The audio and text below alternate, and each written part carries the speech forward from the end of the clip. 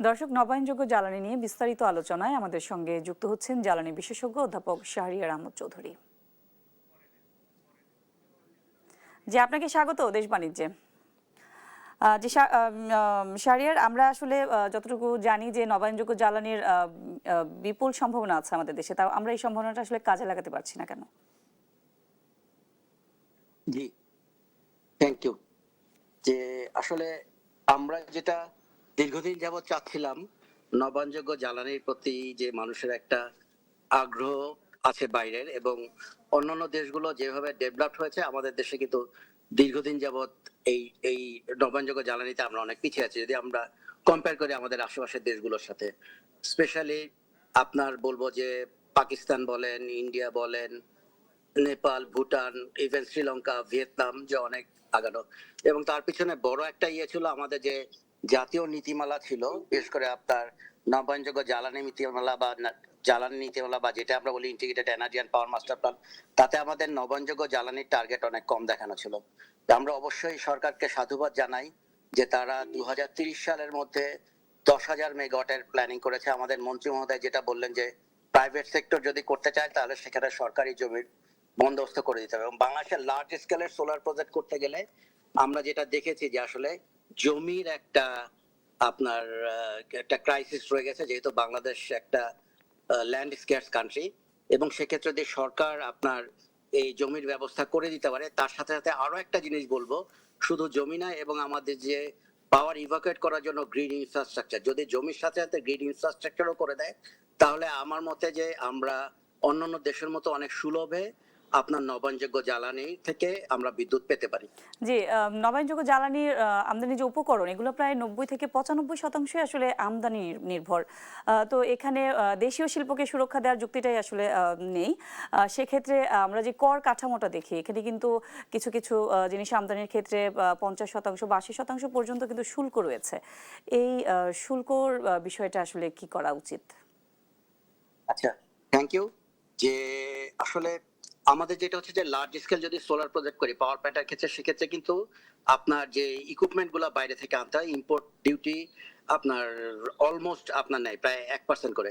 কিন্তু আমাদের বড় একটা সেক্টর রয়ে গেছে, যেহেতু আমাদের ল্যান্ড স্ক্যারসিটি রয়ে গেছে, যে আমাদের রুফটপ থেকে কিন্তু প্রচুর আমরা নবায়নযোগ্য জ্বালানির মানে সংস্থান অনেকগুলো স্টাডি বলছে যে আপনার এটা 5 থেকে 10,000 মেগাওয়াট পর্যন্ত হতে পারে কেবলমাত্র ইন্ডাস্ট্রিয়াল এবং রেসিডেন্সিয়াল রূপ থেকে।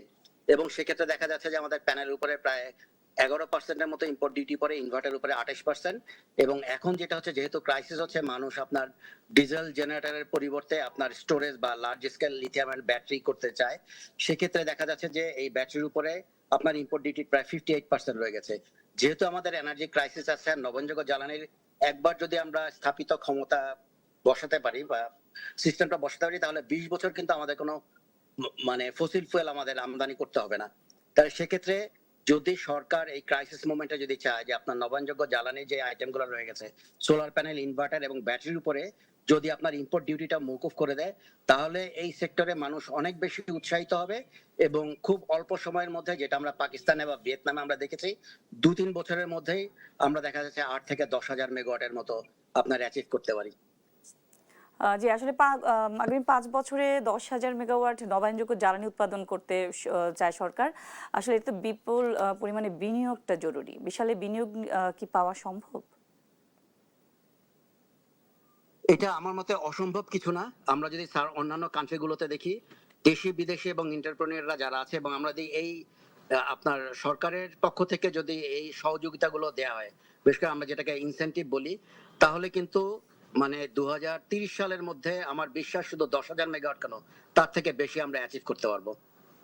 যে আমরা তো আসলে দেখতে পাই যে বিনিয়োগের ক্ষেত্রে আমাদের যে অবকাঠামো কিংবা নীতিগত যেমন সুযোগ সুবিধা দেওয়া প্রয়োজন বিনিয়োগকারীদের, ওইরকমটা তো আমরা দেখতে পাই যে অনেক ক্ষেত্রেই আসলে সম্ভব হয় না। তো এক্ষেত্রে আসলে কতটা পসিবল? না, ওই তো আমি বললাম যে দুটা জিনিস আমাদের করতে হবে। যে একটা হচ্ছে যে এই আপনার বাংলাদেশ থেকে বিশেষ করে ফরেন বিদেশি বিনিয়োগ যদি আসে, তাহলে তারা যেন স্মুথলি তাদের ইনভেস্টমেন্টটা নিয়ে যেতে পারে, এটা আমাদের এনশিওর করতে হবে। আরেকটা হচ্ছে যে ইম্পোর্ট ডিউটি গুলা আমাদের সরিয়ে দিতে হবে। আর প্রথমে আমি যেটা বললাম যে লার্জ স্কেল গ্রাউন্ড মাউন্টেড প্রজেক্টের ক্ষেত্রে, যেহেতু মন্ত্রী মহোদয় আজকে বলেছেন যে জমি ব্যবস্থা করে দিবেন, যে সরকারি জমিগুলো তো করতে পারে প্রাইভেট সেক্টর। তার সাথে সাথে আমি বলবো, যদি মানে আমাদের যে পিজিবি বা আপনার বাংলাদেশ পিজিবি যেটা রয়ে গেছে, যে আমাদের যে পাওয়ার গ্রিড কোম্পানি, তারা যদি আপনার প্রজেক্ট সাইট পর্যন্ত আপনার ট্রান্সমিশন ইনফ্রাস্ট্রাকচারটা করে দেয়, তাহলে কিন্তু খুব সুলভেই আমরা এটা করতে পারবো, এবং বিদেশিরাও কিন্তু আপনার উৎসাহিত হবে। বাংলাদেশে বিশেষ করে আপনার দেখা যাচ্ছে যে বিদেশি যারা ইনভেস্টর, তারা কিন্তু আপনার ল্যান্ড পারচেজ করা এবং আপনার ট্রান্সমিশন লাইনের জন্য যে আমার রাইট অফ ওয়ে দরকার হয় যে লাইন করার জন্য, এই ঝামেলাগুলোর জন্য কিন্তু অনেকে আসতে চায় না। এবং আমাদের দেশে প্রজেক্টগুলো বেশিরভাগ ডিলে হয়েছে মূলত এই দুইটা কারণে। এই দুটো সমস্যার সমাধান যদি সরকারের পক্ষ থেকে করে দেওয়া যায়, তাহলে আমি বলবো যে আমাদের বিশাল একটা বাধা দূর হয়ে যায়। জি, আর এই বিনিয়োগটাও সুবিধাগুলো আসবে। যখন আমরা নিশ্চিত করতে পারবো, তখন কিন্তু আমাদের এখানে যে ডিরেক্ট ফরেন ইনভেস্টমেন্ট আপনার প্রচুর আসবে, যেটা আমরা অন্যান্য দেশগুলোতেও আমরা দেখেছি। দেখতে পাই যে জ্বালানি তেলের আসলে আমদানি খরচ তো বেড়ে গেছে, আমরা সেটা দেখতেই পাচ্ছি। বাড়তি এই খরচের কারণে বিদ্যুৎ বিল বাড়লে সাধারণ মানুষ তো আসলে আবার একটা নতুন করে একটা বিপাকে পড়বে বলে মনে হচ্ছে। সেক্ষেত্রে আসলে কি করা উচিত? সরি, আমি বুঝতে পারিনি। জি, আহ, জ্বালানির যে আমদানি খরচটা বেড়েছে, এই কারণে বিদ্যুতের খরচও আসলে বাড়তে পারে, বিদ্যুৎ বিলটাও বাড়তে পারে। সে সাধারণ মানুষের ঘাড়েই তো পড়বে আসলে সেই বিদ্যুৎ বিলটার খরচও, বাড়তি খরচ। এক্ষেত্রে আসলে কি রাইট, করণীয়? এক্ষেত্রে মানে আপনি যেটা বললেন যে অবশ্যই এটার কোনো বিকল্প নাই। কারণ আমরা জানি যে আমাদের বিদ্যুৎ তৈরি করতে এবং গ্রাহকের প্রান্তে পৌঁছাতে আমাদের প্রায় 12 টাকা করে খরচ হয়। আর সেক্ষেত্রে সরকার হচ্ছে বাল্ক রেটে বিক্রি করে প্রায় 7 টাকা করে। এবং গত অর্থ বছরে আমরা এখানে প্রায় 62,000 কোটি টাকার মতো অ্যাপ্রক্সিমেটলি সরকার সাবসিডি দিয়েছে। এবং তার একটা বড় অংশ কিন্তু আপনার চলে যায় হচ্ছে যে আমাদের এই জীবাশ্ম জ্বালানি গুলো নিয়ে আসার জন্য, বিশেষ করে তেল, গ্যাস বা কয়লা। এবং আমাদের কিন্তু আগে যেটা ছিল যে আমাদের বিদ্যুৎ যে তৈরি হতো, তার প্রায় 90%ই তৈরি হতো যে আমাদের নিজস্ব গ্যাস থেকে। এখন যেহেতু আমাদের গ্যাস কমে আসতেছে, এবং ইন্টারন্যাশনাল এখন যেমন ইরান যুদ্ধ চলছে, তো এইরকম ঘটনা আগে যেগুলো ঘটছে, তার জন্য ইন্টারন্যাশনাল মার্কেট যেমন ভোলাটাইল হয়, এবং আমাদের এনার্জি সিকিউরিটিও কিন্তু আপনার আমরা নিশ্চিত করতে পারি না যে জ্বালানি আপনার কি নিরাপত্তা। এবং যদি এক্ষেত্রে যে নবায়নযোগ্য জ্বালানিকে যদি আমরা সাপোর্ট দিই এই সেক্টর থেকে, আমরা যে 5 বা 10 হাজার মেগাওয়াট নিয়ে আসতে পারি, তাহলে কিন্তু আমাদের জীবাশ্ম জ্বালানির উপর আমাদের ডিপেন্ডেন্সিটা কমে যাবে, এবং আমাদের কিন্তু আপনার এই জীবাশ্ম জ্বালানি আমদানির খরচও আমার কমে যাবে, কমে যাবে। যে এবং আসলে আমাদের জ্বালানি নবায়নযোগ্য জ্বালানি নিরাপত্তাও কিংবা নিশ্চিত হবে। সৌরবিদ্যুৎ নিয়ে কাজেই এখন এক্ষেত্রে পর্যন্ত আমাদের যেটা দরকার বা সরকার যেটা করেছেন আমার মতে, যে যেটা ডিক্লেয়ার দিয়েছেন প্রায় 10,000 মেগাওয়াট, তার সাথে সাথে অন্যান্য সাপোর্ট গুলো বিশেষ করে যদি নিশ্চিত করা যায়, আপনার ইম্পোর্ট ডিউটি যদি ফ্রি করা যায়, ল্যান্ড গুলো অ্যাভেলেবেল করা যায়, ট্রান্সমিশন ইনফ্রাস্ট্রাকচার, তাহলে হচ্ছে কি খুব অল্প সময়ের মধ্যেই আমরা আশা করি যে এই আমরা আমাদের কাঙ্ক্ষিত লক্ষ্যে পৌঁছাতে পারবো। জি, আপনাকে অসংখ্য ধন্যবাদ।